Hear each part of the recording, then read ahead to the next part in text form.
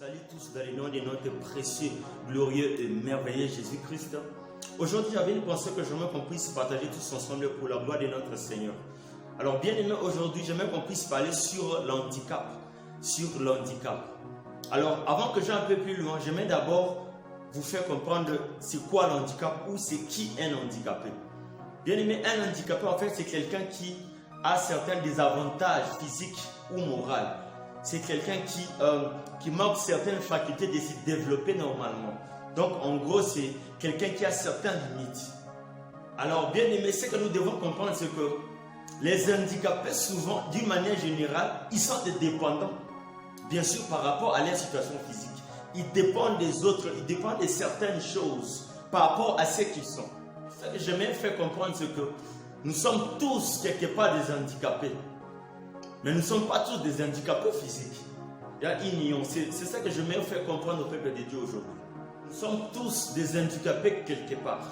Ça peut être sur le plan social, ça peut être sur le plan environnemental, sur le plan sociologique, sur le plan géographique. On peut être un handicapé quelque part. Je donne un exemple sur un handicapé physique. Bien aimé, d'une manière naturelle, un handicapé physique, il fait recours à deux possibilités.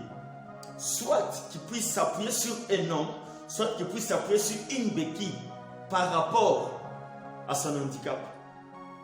Alors, parlons de la première possibilité. Ça veut dire avec l'homme. Lorsqu'un handicapé s'appuie sur l'homme, c'est bien de s'appuyer sur un homme. Mais le problème avec l'homme, c'est que l'homme, il peut se fatiguer.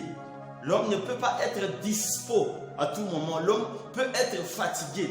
C'est ça le problème avec un homme. Lorsqu'on s'appuie sur l'aide d'un homme, lorsqu'on s'appuie sur le soutien d'un homme peut être limité quelque part. En fait, naturellement, l'homme, nous devons savoir que l'homme est limité.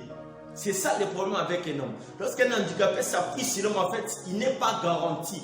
Son appui n'est pas garanti. Alors, par rapport à la deuxième possibilité, ça veut dire lorsque l'handicapé s'appuie sur une béquille. Ce que nous devons savoir avec une béquille, c'est qu'une béquille est quelque part soumise à la volonté de l'handicapé. Une béquille est à la disposition de l'handicapé.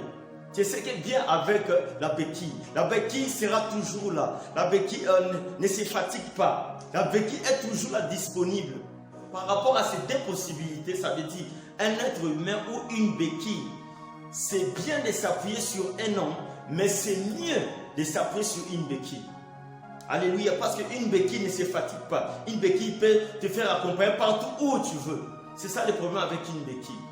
Alléluia. Alors bien aimé, pourquoi j'ai pris cette image d'une béquille et d'une personne?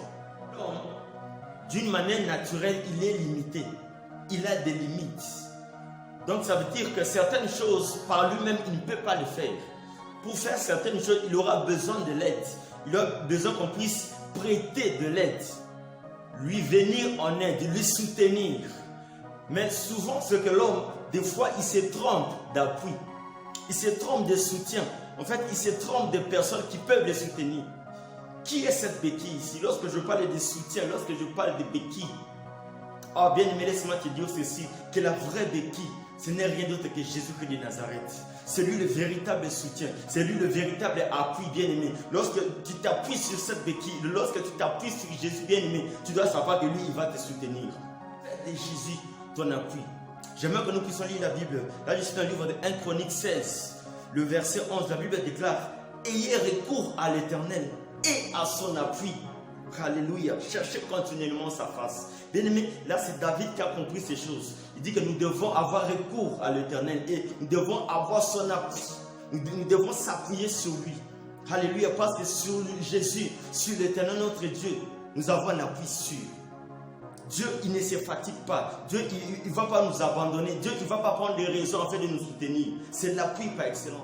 J'aimerais t'inviter que tu puisses t'appuyer sur Jésus. C'est lui le vrai appui, bien-aimé. N'est-ce pas que la Bible nous dit dans Jérémie 17, verset 5, la Bible déclare que maudit soit celui qui se confie à un homme et qui prend la chair comme appui.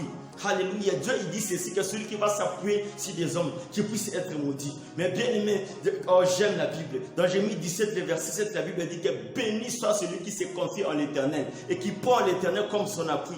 Bien aimé, par rapport à ta situation, par rapport à ton mariage, appuie-toi sur l'Éternel. Par rapport à ta santé, par rapport à ton ministère, par rapport à ta maison, à ton foyer aujourd'hui, bien-aimé, appuie-toi sur l'Éternel. Appuie-toi sur Jésus parce que lui, il ne va jamais t'abandonner. Lui, il ne va jamais trouver des raisons pour te soutenir. Lui, il ne se fatigue pas jamais, bien-aimé. Bien-aimé, oh oui, le temps est arrivé. Que l'Église, que le peuple de Dieu, nous devons nous appuyer sur la capacité divine. Nous devons nous appuyer sur Jésus. Bien-aimé, longtemps tu t'es appuyé sur les gens, longtemps tu t'es appuyé sur ta famille, longtemps tu t'es appuyé sur ton oncle, sur ta tante là en Europe, longtemps tu t'es appuyé par rapport à ton travail. Bien-aimé, le moment est arrivé que nous les chrétiens, nous les enfants de Dieu, nous l'épouse du Christ, nous l'église, nous puissions nous appuyer sur la capacité divine. Un homme peut-être, il peut te promettre des choses, il peut te promettre de te venir en aide, mais il peut arriver qu'il peut être limité quelque part. Peut-être involontairement, pas par rapport à sa volonté, mais il se retrouve qu'il est bloqué. Et bien aimé, je vais te recommander aujourd'hui que tu puisses lever tes yeux et t'appuyer sur Jésus. Parce que lui, il n'a pas de limite, bien aimé. Lui, il n'a pas de barrière. D'ailleurs, il ne vit même pas dans le temps, bien aimé. Lui, il est dans l'éternité. Alors, le moment est venu que tu puisses te détourner des hommes et de regarder vers Jésus. Car c'est lui le véritable appui. Que Dieu nous bénisse.